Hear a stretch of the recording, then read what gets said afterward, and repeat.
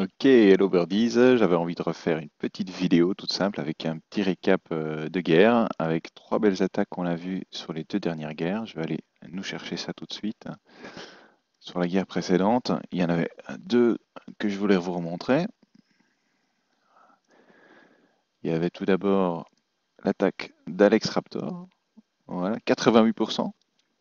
Donc il était vraiment pas loin du 100% et on peut essayer de chercher quelles sont les petites idées qui auraient pu nous mener. Donc Go Wipe, classique, deux golems, deux PK.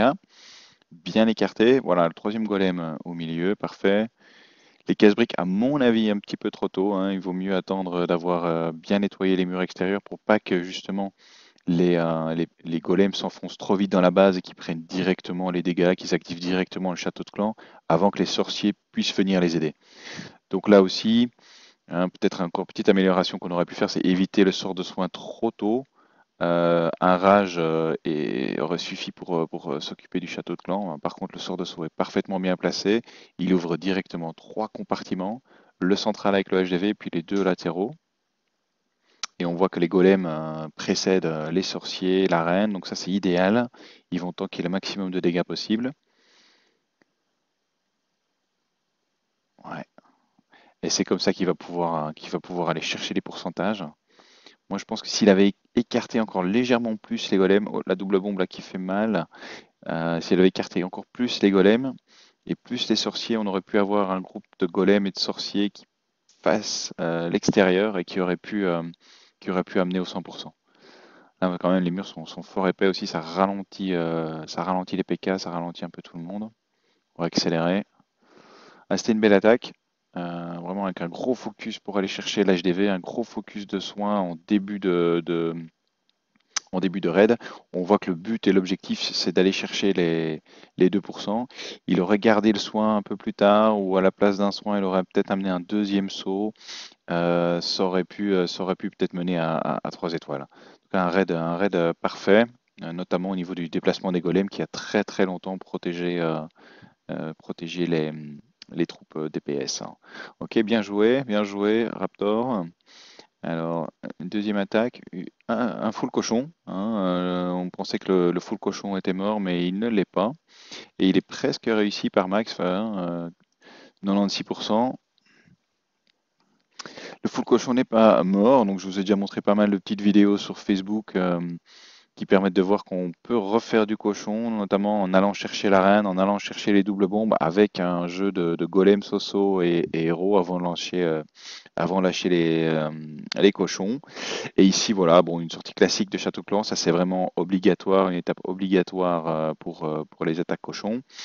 Je pense qu'ici, Maxence, là, tu aurais pu les balader beaucoup plus de droite à gauche, hein, pour faire en sorte que ça te coûte moins de troupes et que la sorcière s'écarte plus rapidement des, euh, voilà, des bâtiments.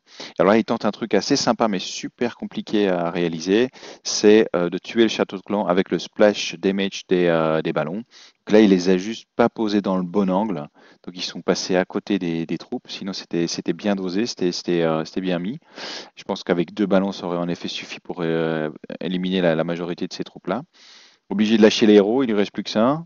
Et pour éliminer les deux serviteurs, il va devoir aussi lâcher la reine. Et en fait, c'est la quantité de troupes que lui a causé cette sortie de Château de Clan qui va finalement faire en sorte que le raid va y louper. Donc voilà, il a soin max, cochon max, pas d'emplacement double bombe à l'intérieur. Voilà, un plan idéal pour lancer du cochon. Je les aurais lancés plus dans un coin, justement pour éviter qu'ils se séparent en deux. Mais les défenses étaient tellement proches les unes des autres, avec tous les autres bâtiments ensemble autour, c'était quasiment inévitable d'avoir les troupes qui s'écartent. Je pense que tu as bien réparti les soins sur toute la base. Voilà. Par contre, tu n'as percé encore aucune bombe et il te reste que les cochons pour nettoyer. Donc on sait à l'avance qu'ils vont devoir passer par les bombes. Et là, ils sont très fort regroupés.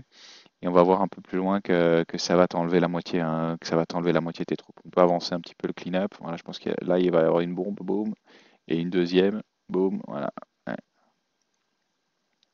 Là, il va juste lui manquer quelques petites troupes, hein.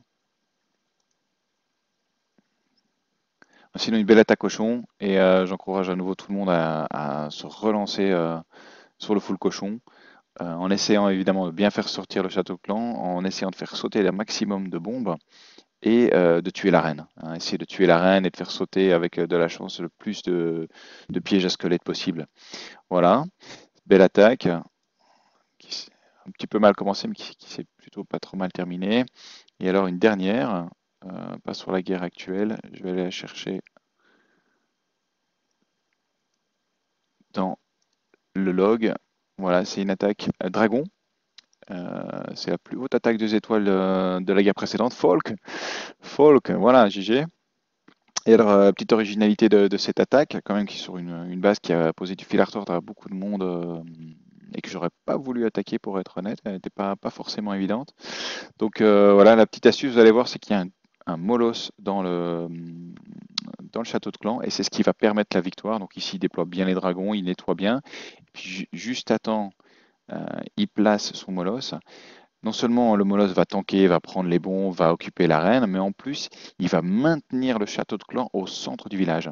Et ça, c'est vraiment la clé de ce raid. Vous voyez, les dragons sont attirés par le château de clan au centre du village. Hein, rage, là, voilà, il veut avoir le HDV, là, Folk, il y va. Il y avait le château de clan dans le chemin, mais c'est les troupes qui ont vraiment attiré la masse de dragons dans le centre, prennent beaucoup de DPS, et dans un dernier souffle, bam, le HDV tombe. Puis ensuite, ça c'est clean up time. Il pose très bien l'aéro dans le bon angle, dans le bon ordre, le roi d'abord pour tanker, ensuite la reine derrière. Et voilà, c'est le meilleur angle possible pour aller chercher la deuxième étoile. GG.